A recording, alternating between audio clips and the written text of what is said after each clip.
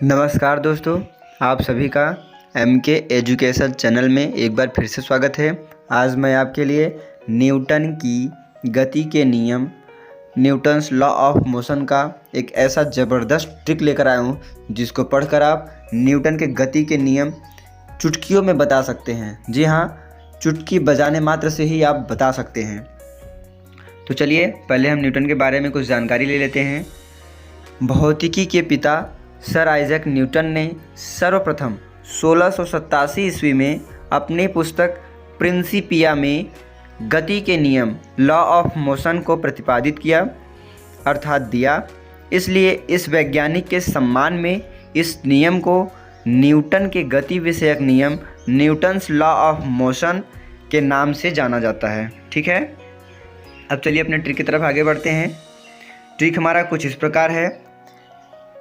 Trick जड़ से क्रिया। जी हाँ, ट्रिक बहुत ही सिंपल है। जड़ से क्रिया, जड़ से आप समझ सकते हैं न्यूटन के गति विषयक नियम का पहला नियम, प्रथम नियम जड़त्व का नियम। इस नियम की परिभाषा कुछ इस प्रकार है।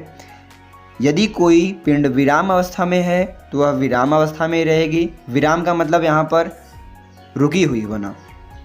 ठीक है, अर्थात यदि कोई पिंड विराम में है तो विराम में ही रहेगी, या गति की अवस्था में है तो गति की अवस्था में ही रहेगी जब तक कि उस पर कोई बाह्य बल, बाह्य मतलब बाहरी बल न लगाया जाए। ठीक है, तब तक वह पिंड अपने स्थिति को बनाए रखेगी।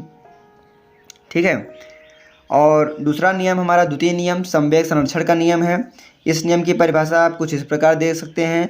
वस्तु के संवेग परिवर्तन की दर उस पर लगाए गए बल की अनुक्रमानुपाती होती है तथा परिवर्तन आरोपित बल की दिशा में हो तो उस नियम को हम द्वितीय नियम अर्थात संवेग संरक्षण के नियम से भी जानेंगे।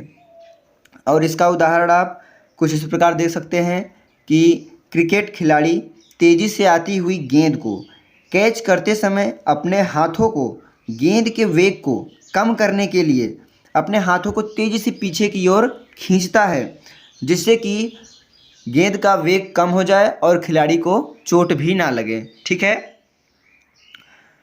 तो अब हम तीसरा नियम देखते हैं। तृतीय नियम क्रिया प्रतिक्रिया का नियम। ये नियम कुछ इस प्रकार कहता है, प्रत्येक क्रिया के बराबर तथा विपरीत दिशा में प्रतिक्रिया। इस नियम को क्रिया प्रतिक्रिया का नियम कहते हैं। और इसका एग्जाम्पल बहुत ही सिंपल होता है। जैसे कि आप मान लीजिए नाव में बैठे हुए हैं और आप जैसे ही नाव से उतरने के लिए छलांग लगाते हैं, जितनी वेग से आप नाव पर प्रेशर लगाएंगे उतनी ही वेग से नाव पीछे हटेगी। जी हाँ, जितना आपने क्रिया किया नाव पर उतना ही प्रतिक्रिया की नाव ने आप पर। और दूसरा उदाहरण आप देख सकते हैं इसका, जैसे बंदूक से निकली हुई गोली जाते समय पीछे की ओर तेज़ी से झटका देती है। आशा करता हूँ ये वीडियो आपको अच्छा लगा होगा। अगर ये वीडियो आपको अच्छा लगा हो तो चैनल को सब्सक्राइब कीजिएगा, वीडियो को लाइक कीजिएगा, और अगर आपको वीडियो अच्छा लगा हो तो दोस्तों के पास अपने शेयर ज़रूर कीजिएगा। धन्यवाद।